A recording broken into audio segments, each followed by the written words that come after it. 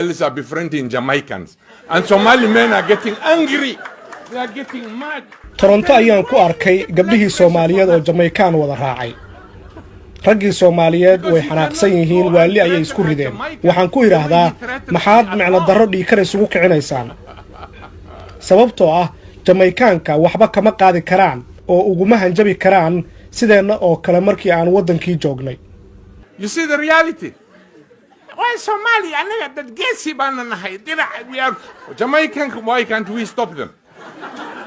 Why don't we stop the Jamaicans from our girls? Waad aragtaa xaqiiqda jirta Soomaha. Maxaad Jamaicanka u joojin weyseen? Maxaad Jamaicanka gabdhaheena uga celin weyseen?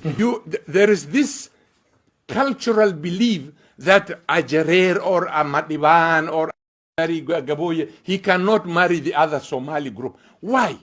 Waxaa jirta caqiida dhaqameed oranaysa Jareer, Madiban ama Gaboye ma guursan karaan Soomaalida kale. Maxay tahay sababtu? Ii sheeg maxay tahay sababta aysan u guursan karin? Tell me, why can't he marry? What is the reason? I was teaching at York University in Canada. ورنا على عبودك يا قال لنا والله والله you know مثل كلا الصع and I tell them welcome to the real world.